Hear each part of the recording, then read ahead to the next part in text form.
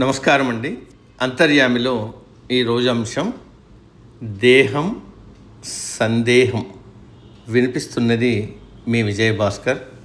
మనకు అందించిన వారు తల్లా ప్రగడ గోపాలకృష్ణ గారు. మనిషి జీవితంలో రెండు స్థితులు, దేహం సందేహం, ఎల్లప్పుడూ సహజంగా ఉండేవే. దేహం అనేది మనిషి అనుభవించే భౌతిక స్థితి.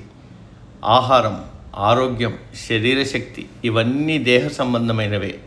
సందేహం అనేది మనసుకు సంబంధించినది. మనసులో కలిగే ప్రశ్నలు, అనుమానాలు, విచారణలు వ్యక్తి ఉన్నతికో పతనానికో దారితీస్తాయి.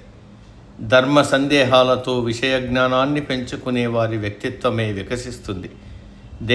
సందేహాన్ని సమన్వయం చేస్తేనే ఆధ్యాత్మికత పరిపూర్ణతను సంతరించుకుంటుంది. పురాణాల్లో దేహాన్ని దేవాలయంగా వర్ణించారు.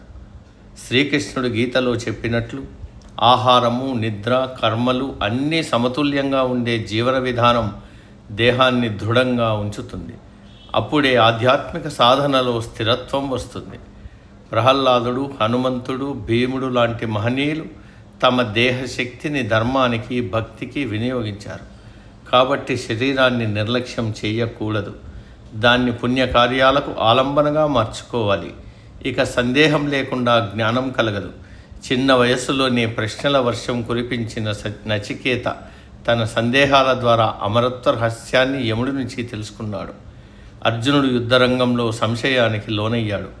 తన బంధువులను చంపడం ధర్మమా అధర్మమా అనే సందేహం వల్ల గీతాజ్ఞానం వెలువడింది. శ్రీకృష్ణుడి ఉపదేశం మానవాళికి మార్గదర్శకమైనది. కాబట్టి సందేహం ఆధ్యాత్మికతకు అవరోధం కాదు, అది విచారణకు బాటలు వేస్తుంది. దేహాన్ని పరీక్షించుకుంటూ సందేహాలను పరిష్కరించుకుంటూ నడిచే మార్గమే నిజమైన ఆధ్యాత్మికత. శరీరాన్ని నిర్లక్ష్యం చేస్తే ధ్యానం, భజన, భగవంతుడి సేవల్లో స్థిరత్వం ఉండదు. సందేహాలను అణిచివేస్తే అవివేకం, అజ్ఞానం పెరుగుతాయి. ఆధ్యాత్మిక సాధన స్థిరంగా కొనసాగడానికి దేహం ఆధారమవుతుంది. సందేహం జ్ఞానదీపాన్ని వెలిగిస్తుంది. దేహంతో ధ్యానం, సందేహంతో జ్ఞానం రెండింటి సమన్వయం ఆత్మ సాక్షాత్కారానికి దారిదీపమవుతుంది. మహాభారతంలో యుధిష్ఠిరుడి అరణ్యవాసంలో ఉన్నప్పుడు ఋషులు ఆయనకు చెబుతారు, శరీరం ఒక రథం లాంటిది, జ్ఞానం రథసారథి, ధర్మం దాని చక్రం. రథం బాగుంటేనే సారథి గమ్యాన్ని సురక్షితంగా చేరగలడని. భక్తి మార్గంలో సందేహం నిషేధం కాదు, అది అన్వేషణకు నాంది అని.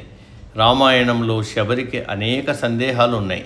సామాన్యురాలైన తాను ఆధ్యాత్మిక మార్గంలో పయనించగలదా, తన ప్రార్థన ఫలిస్తుందా అని. ఆ సందేహమే ఆమెను నిరంతరం భక్తిలో నిలిపింది. దాని ఫలితంగానే శ్రీరాముడు ఆమె ఇంట అడుగుపెట్టాడు. ఇక్కడ సందేహం ఆమెలో భక్తిని కదిలించింది, శోధనను ఎప్పటికీ కొనసాగించడానికి ప్రేరేపించింది.